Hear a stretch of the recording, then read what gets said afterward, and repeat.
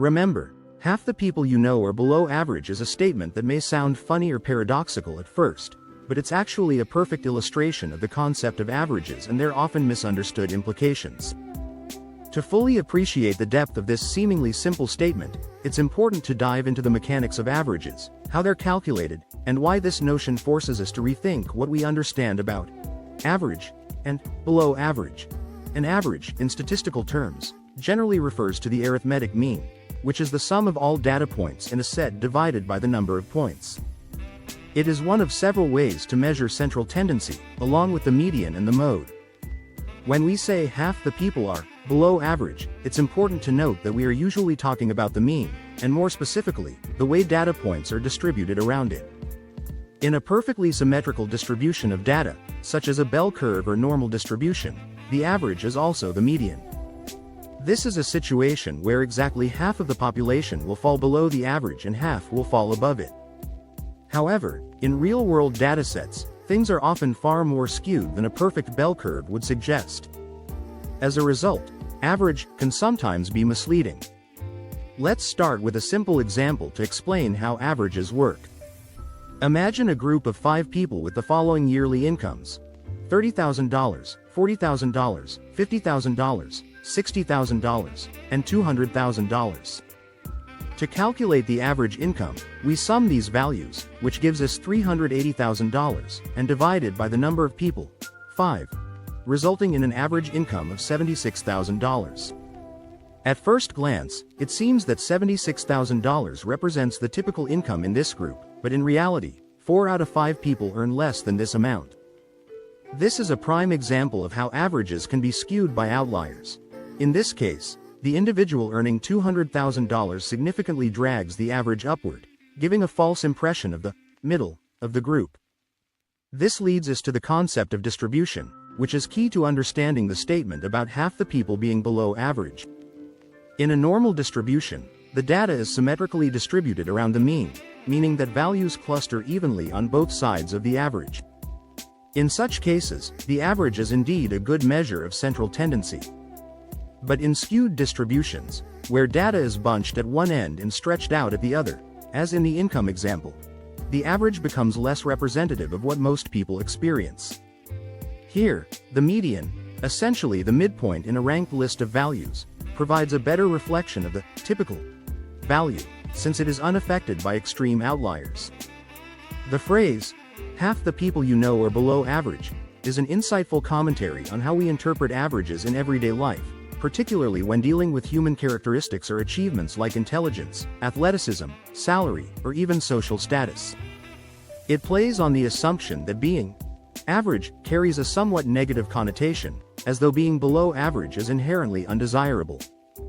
But in reality, being below average is a statistical inevitability in any set of data, whether we're talking about test scores, height, or anything else.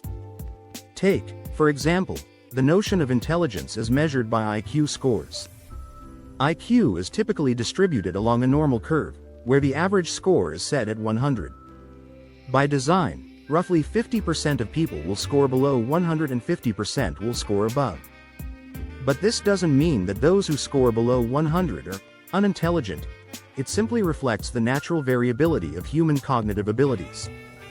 In this context, being below average is not a judgment, it's just a mathematical reality.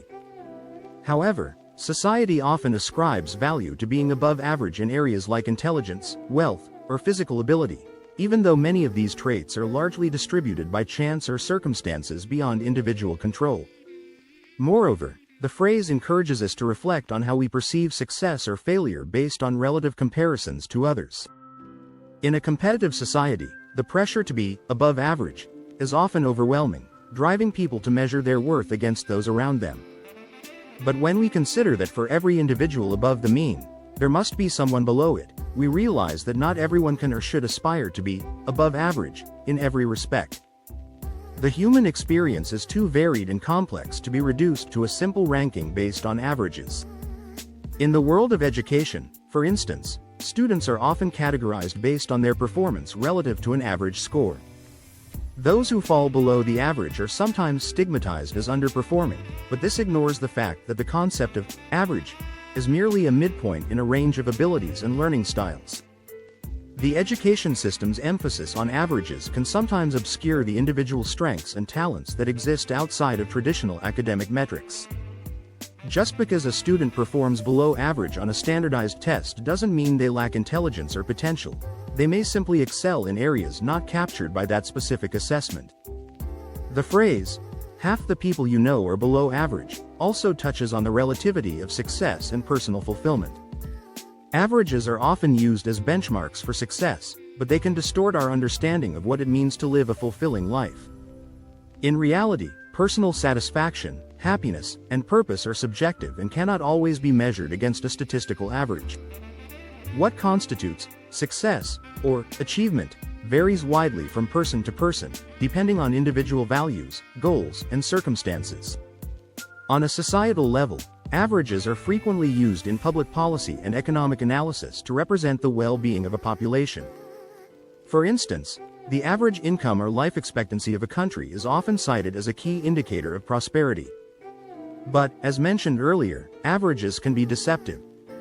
A high average income may mask deep inequalities, where the wealth of a few skews the numbers, while a large portion of the population remains below the poverty line.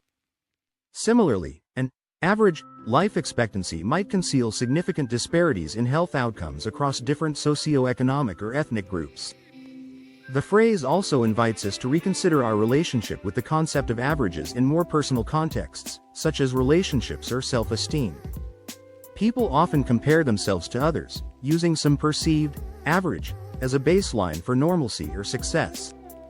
Social media exacerbates this tendency, as platforms create curated, often idealized versions of people's lives, leading individuals to measure themselves against an unrealistic standard.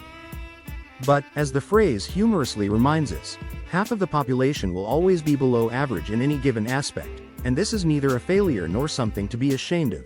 It's simply how averages work. In conclusion, the statement, "half the people you know are below average," is a clever and thought-provoking reminder of the way averages shape our perception of the world. It challenges us to rethink how we interpret statistical data, and more importantly, how we measure ourselves and others in relation to it. Averages are useful tools for summarizing large sets of data, but they can also distort the reality of individual experiences and lead to misplaced judgments or assumptions. By understanding the true nature of averages, we can better appreciate the diversity of human abilities, achievements, and experiences, and recognize that being below average in one area doesn't define who we are as individuals. Instead of focusing on where we fall on the spectrum, we can embrace the unique qualities that make us who we are, knowing that no single number can capture the full complexity of the human experience.